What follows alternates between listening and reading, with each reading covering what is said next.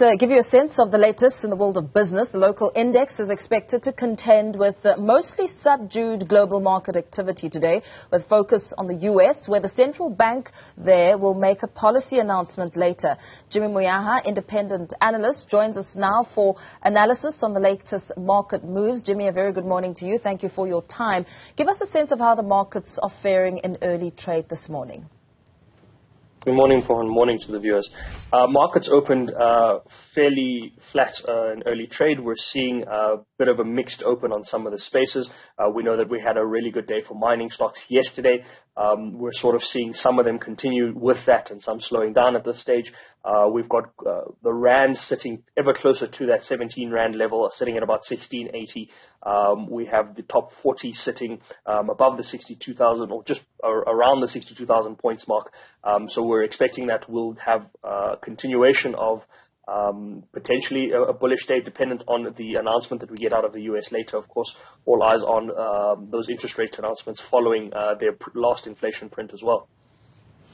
And the IMF has raised its 2022 growth forecast for the South African economy. Do they know or see something that we perhaps don't see?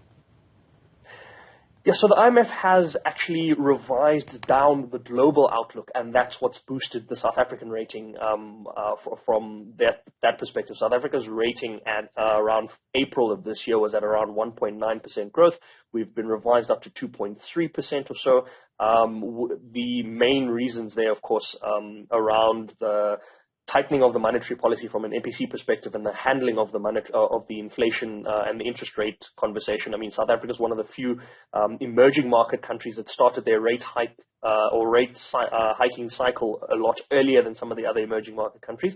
But a lot of this is due to, and what the IMF has said is due to the fact that they've revised, countries like the US has been revised down by 1.4% in terms of growth. China's been revised down by 1.1%. And so the global growth has been revised down in light of a couple of factors around the Russia-Ukraine tensions, of course, the possibility that the gas pipeline into Europe from Russia could be turned off at any moment in time.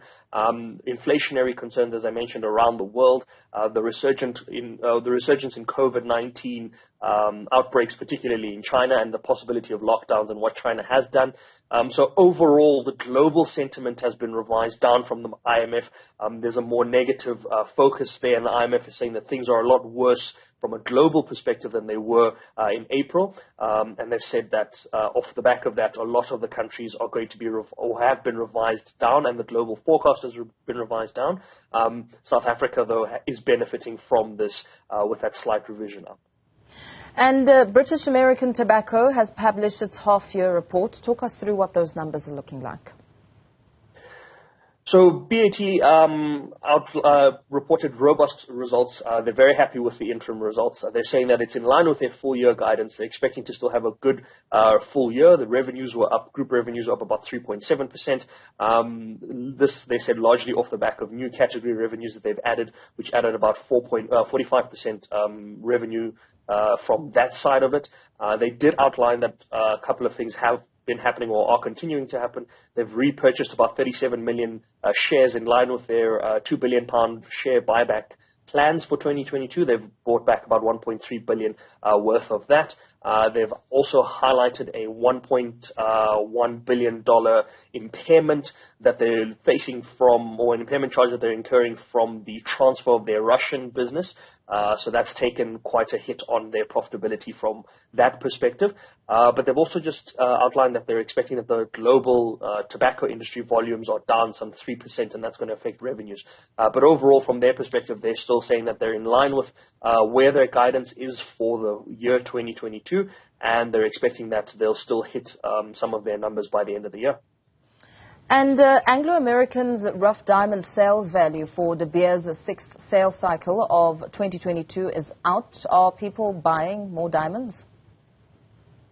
So the rough diamond sale actually does indicate that they did relative to the last cycle 6. So cycle 6 for them, I think it's about the 11th of July to the 26th of July. Their previous actual sales for 2021 was about $514 million. For this period, they've estimated that expected sales would be around 630 million. So it's about $116 million increase. Of course, that's not a finalized figure because of the auction prices and the auction sales still need to be settled by all the buyers. But they seem very happy with that. It lines up quite nicely with their Cycle 5 sales that they had as well. That actual number for Cycle 5 was around 657 million. So it looks as though the 630 is more in line with that for 2022, a bit higher than it was in 2021. Very well. Let's leave it there for now. Jimmy Moyaha, independent analyst there, giving us a sense of the very latest in the world of business.